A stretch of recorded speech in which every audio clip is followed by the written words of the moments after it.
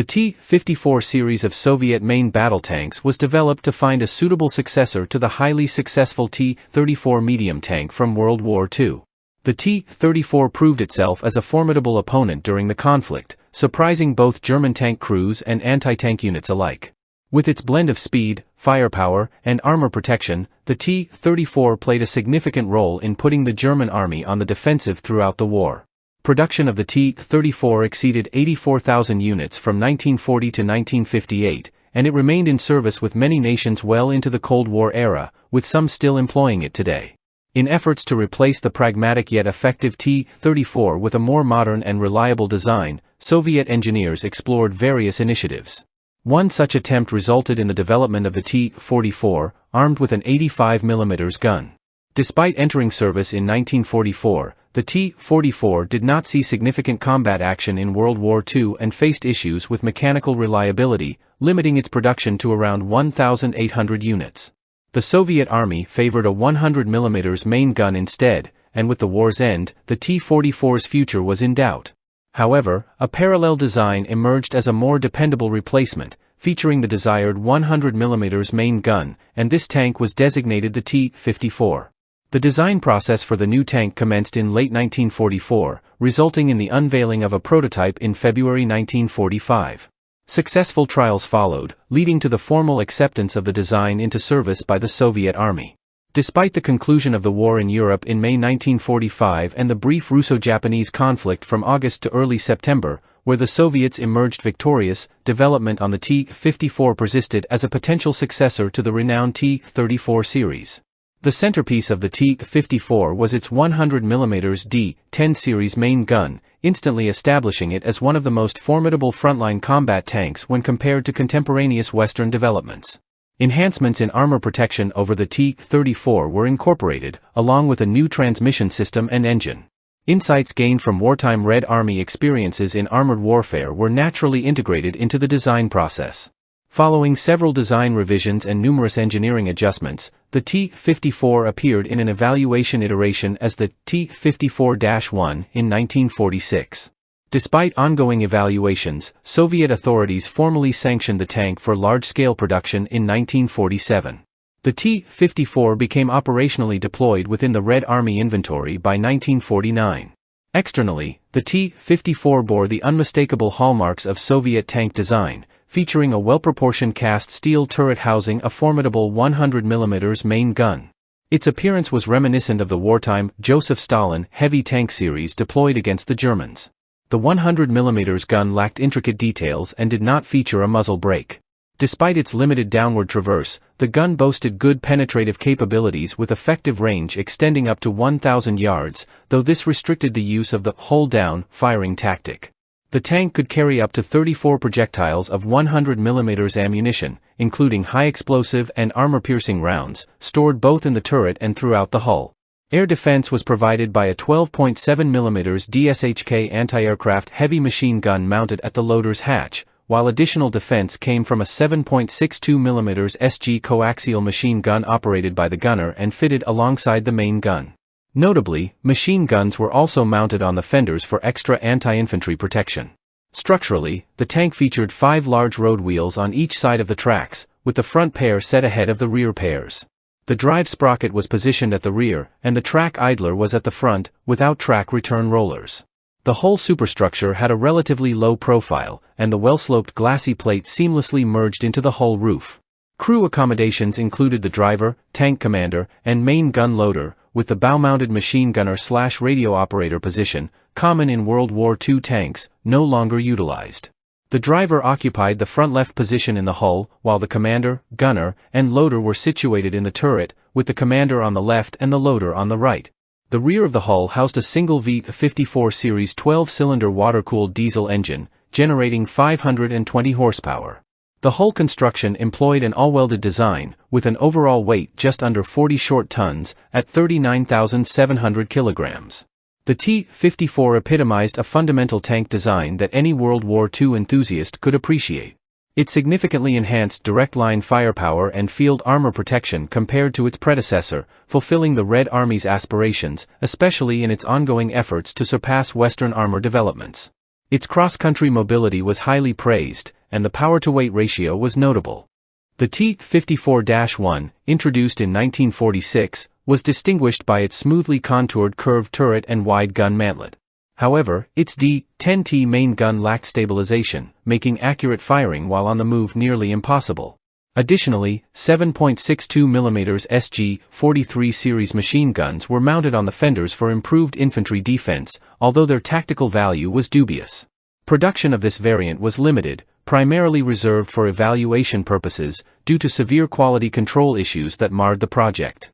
Production of the T-54-1 continued until 1948. In 1949, the T-54-2 debuted with a redesigned turret featuring flattened side facings, a rear overhang, and a dome-shaped roof. The tracks were widened to improve ground displacement, and the transmission system underwent rework for better performance.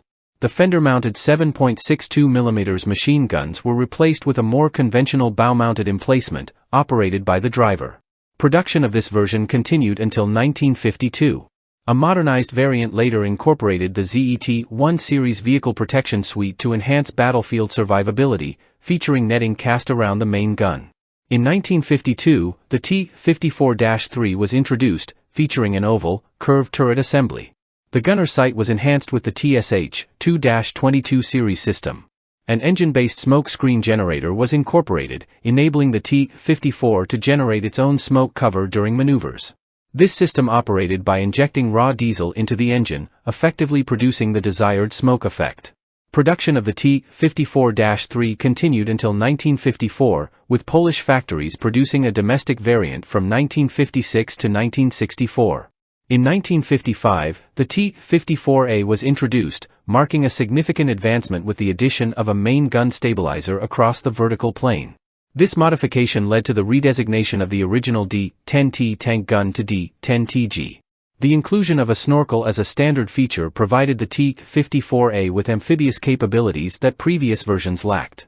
Other enhancements included an infrared headlamp, a new telescopic sighting device, upgraded radio equipment, a revised engine air filter, an automatic fire extinguisher, and an infrared periscope for the driver. Initially, a counterweight was added to the barrel to manage recoil, later replaced by a bore evacuator. Extra fuel tanks were also integrated to extend operational ranges. Production of the T-54A continued until 1957, with Poland manufacturing the type from 1956 to 1964 and localized Czech production spanning from 1957 to 1966. China produced a variant of this model known as the Type 59, though it was eventually deemed inferior to the original. In 1957, the T-54B was introduced, featuring a two-axis main gun stabilization system that significantly increased firing accuracy while on the move. The gun was redesignated as D-10T2S to reflect this upgrade. In 1959, the series was equipped with true infrared night vision capabilities, enabling the T-54 to operate effectively in both day and night environments. This version was designated T-54M by NATO to denote the changes made. Production of the T-54B extended into 1958. In the mid-1950s, a significant overhaul of the T-54 line resulted in the visually similar T-55 main battle tank.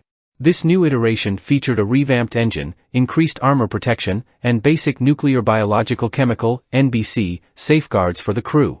Production of the T-55 began in January 1958. The introduction of the T-55 led to the designation of T-54M in the mid-1960s, indicating T-54 production models upgraded to the new T-55 standard. Further modernization efforts in the 1960s resulted in the T-54AM designation, which provided additional internal space for projectiles and included upgraded radio equipment. The engine was also updated to a new version of the VV-55 series system. Another modernization initiative in 1977 introduced the OPVT snorkel and KTD-1 series laser rangefinder to the series. Additionally, various T-54 versions served as test platforms for experimental armaments. The T-54 was adapted into a command tank configuration, replacing 5 100mm projectiles with extra communications equipment. These command tanks were available in 4 distinct variant forms known as the T-54K, T-54AK, T-54BK, and T-54MK series, each with its own subvariants. The T-54K series included the T-54K1 and T-54K2 variants, distinguished by the additional radio equipment in the K1 models and the use of a telescoping mast in the K2 models. Similarly, the T-54AK series comprised the T-54AK1 and T-54AK2, while the T-54BK series featured the T-54BK1 and T-54BK2 variants. The T-54MK series consisted of the T-54MK1 and T-54MK2 variants. Like many other high-production battle tanks, the T-54 series extended beyond combat and command roles to include specialized variants such as the Armored Recovery Vehicle, ARV, the AVLB Bridge Layer, and the IMR Combat Engineering Vehicle. Additionally, a flame-projecting tank and a mine-clearing vehicle were also developed. Even today, the T-54 remains in service in significant numbers worldwide and has seen extensive combat across various theaters. Most of its customers were Soviet-aligned nations, with notable examples being China, which produced a near copy known as the Type 59. Despite its excellent performance for its time, the T-54's World War II origins pose challenges on today's technologically advanced battlefield. Compared to its Western counterparts and other contemporary tanks, the T-54 is generally considered inferior. However, its widespread production ensures its continued battlefield presence for the foreseeable future. Various modernization programs, including the addition of external laser rangefinders and improved searchlights and sights, have contributed to maintaining the T-54 as a viable option on the battlefield. Beyond the Soviet Union, Poland, and Czechoslovakia/Czech Republic, operators of the T-54 include Afghanistan, Albania, Algeria, Angola, Armenia, Bangladesh, Bulgaria, Cambodia, Republic of Congo, East Germany, Egypt, Ethiopia, Finland, Georgia, Guinea, Hezbollah, Hungary, India, Iran, Iraq, Kurdistan, Israel, Laos, Lebanon, Libya, Mali, Mongolia, Morocco, Mozambique, Namibia, North Korea, North Vietnam/Vietnam, North Yemen, Pakistan, Peru, Rwanda, Somalia, South Yemen, Sudan, Syria, Tanzania, Togo, Uganda, Ukraine, the United States, in limited numbers for opposing forces training, Uruguay, Zambia, and Zimbabwe. The Israeli army encountered the T-54 in several conflicts, notably the 1967 Six-Day War and the 1973 Yom Kippur War. As a result, thousands of T-54 tanks were captured and subsequently integrated into service with the Israeli army, often modified with 105mm main guns, General Motors engines, and Israeli Fire Control Systems, FCS. Many of these modified tanks were retired in the 1980s, with some repurposed as Akzarit armored personnel carriers, while others were sold to interested parties. It is believed that some modified T-54s are still in Israeli possession. The T-54 tank is estimated to have been produced in over 50,000 examples worldwide. When combined with the production numbers of the similar T-55, the T-54/55 series stands as the most produced combat tank in history, with total production estimates ranging between 85,000 and 100,000 units. Sources vary. Consequently, the T-54/55 can also be considered one of the most battle-tested tanks in the history of mechanized warfare, having seen action across Africa, in the Balkans, throughout the Middle East, and in Asia. Soviet production of the T-54 continued until 1981, due in part to the underperformance of the newer T-62, which failed to meet the expectations of discerning buyers. Poland produced the T-54 until 1979, while Czechoslovakia maintained production until 1981.